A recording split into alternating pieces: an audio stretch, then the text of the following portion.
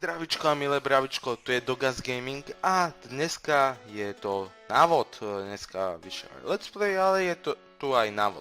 Takže návod na Open Broadcast Software. Je to nahrávací a streamovací program, cez ktorý môžete urobiť veľa a veľa vecí. Je to taká domáca strižňa, v ktorej môžete robiť hocičo. Existuje alternatívy, napríklad XSplit, ktorý je platený, ale Open Broadcast Software je zadarmo, takže je ešte lepší. Takto ho asi spustíte, tohoto si nevšímajte, to mám pre moje streamy a tu scéna, to je čisté, takto to budete mať. Takže nejak začneme, klikneme pravý na pridať a pridáme napríklad zachytávanie monitora, nech vidia ľudia, čo robíme na monitore. Dáme OK, monitor, tu keď máte dva monitory ako je, tak budete mať aj druhý, ale ja dám jeden a zachytávanie kurzor myši, aby sme videli, čo sa tu deje. Tak, dáme OK, tu máme, že Aero je povolené a môže mať frame dropy, takže aby sme ho vypli a Windows nebudeme reštartovať. Dobre. A tak. Takže tu vo videu zakažte Aero, aby tam neboli problémy. Ale ja mám celkom v pohode počítač, takže problémy tam nebudú. A keď dáme náhľad streamu, ako sme teraz dali, a tu vidíme zrkadlový efekt. A dobre. Teraz, keď si chcete pridať napríklad ja používam v mojich streamoch overlay, takže pridáme si obrázok, ktorý nazveme overlay. OK, dáme prehľadávať a ja mám po uložení pod STR a dám OK a dám náhľad streamu a vidíte môj overlay. Tak, teraz napríklad ten overlay je väčší než stream, takže klikneme na úprava scény a zmenšíme si ho napríklad takto. Tak. Napríklad sem. Teraz keby sme chceli napríklad pridať webkameru, to urobíte pridať, zariadenie pre zachytávanie videa, dáte OK a tu už budete mať vašu webkameru. Ja tu mám Avermediu. Avermediu tiež môžete použiť, ale ja ju teraz nebudem používať, lebo nahrávam ňou a nechcem riskovať, aby som už štvrtýkrát musel znova natočiť toto video. Tak, že zrušiť to nebudeme dávať. To by bolo základné nadstavenie. Ešte čo, keď si chcete napríklad text vám ukážem, čo použijem napríklad aj v mojich streamoch a je to veľmi dobré.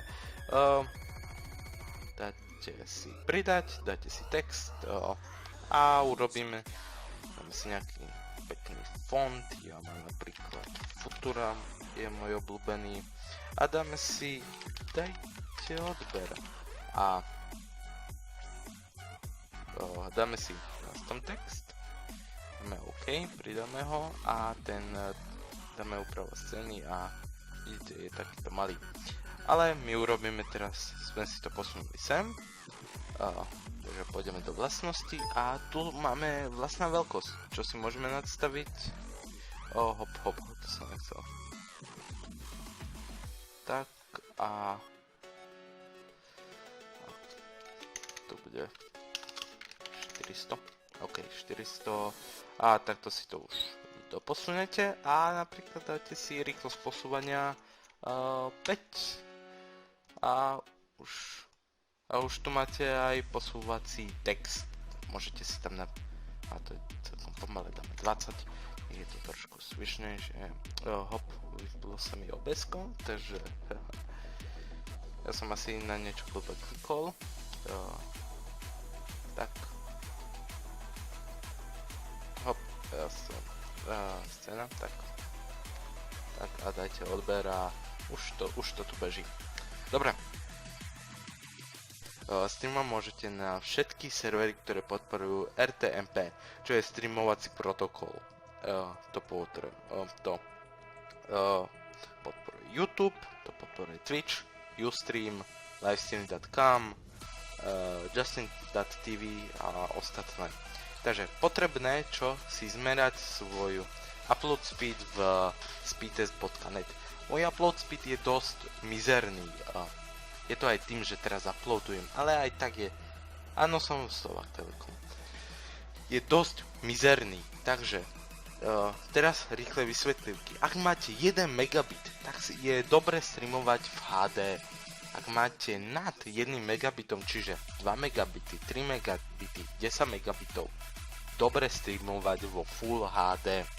Ak máte takýto pomalý upload speed ako ja, streamujte 480 alebo 360p. Viacej vám to neutiahne a budú vám dropovať framey. No, strácať sa ako lost packet. Tak, prejdeme k nadstaveniu. Takže nadstavenia. Máme tu, ako si profil nazveme, ja ho mám Antite, alebo tak, môžem.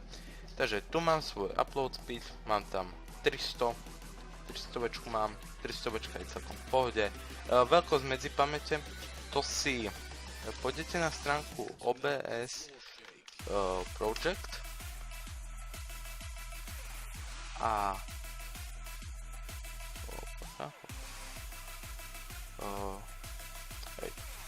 pôjdete to help a estimator.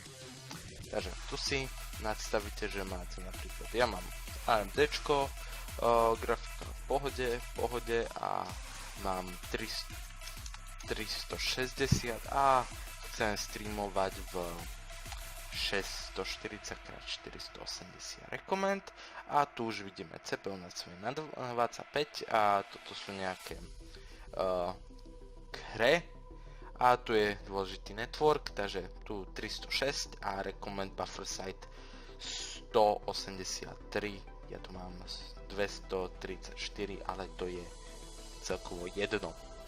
Tak, zvuk, datový tok 128 v pohodičke, 320 ak máte už ten lepší internet, ale ja si moc nemôžem dovolovať, ale máme tu. Nastavenie vysielania, to je veľmi dôležité. Stiahnete si takú utilitku, ja ju sa pokúsim tu nájsť v programoch a táto utilitka sa volá JTV Ping, ktorá vám stiahne prvú Twitch TV server list a teraz vám ukazuje, ktoré sú najlepšie. Hovorím, uploadujem, mám mizerné, ale aj tak sa to dá pozrieť, že Frankfurt a Amsterdam sú pre mňa najvýhodnejšie servery, hlavne ten Frankfurt, tu napríklad 69 som mal a už to ide, takže to je. Potom tento stream kľúč nájdete, keď pôjdete na, to som nechcel, keď pôjdete na Twitch TV dashboard a pôjdete na váš profil, dashboard a tu máte streamky a nebudem ho ukazovať, vy tam bude zobraziť kľúč, ale ja na to nebudem klikať, aby ste náhodou nestreamovali za mňa. Tak, ten stream kľúč tu skopírujete a budete ho mať. Potom tu budete mať také výstrahy, ktoré ak máte YouTube, tak YouTube dáte a služba Twitch TV, Justin TV. Justin TV je staršia forma Twitchu. Tu máte aj YouTube, tu som videl YouTube a sem môžete všade streamovať. Tak, dobre, takže do video. Toto je nadstavenie iba videa, monitora a to je downscale. Downscale ja mám, hovoril som, že streamujem na 480, tak 2025 mám downscale a najrýchlejšie, lebo nemám iné. Zvuk, tu sa už nebudete nič hrať, tu si iba zmeníte enkodovací profil z hide na mine a bude všetko v pohode. Už dáte iba použiť a môžete streamovať. To je všetko. Jednoduché, nie? Nastavenie vám zabere pár minút a môžete hneď streamovať ako profici. Ďakujem, že ste sa pozerali na toto video. Nezabudnite zanechať like, nezabudnite zanechať odber a my sa uvidíme pri ďalšom videu. Ahoj!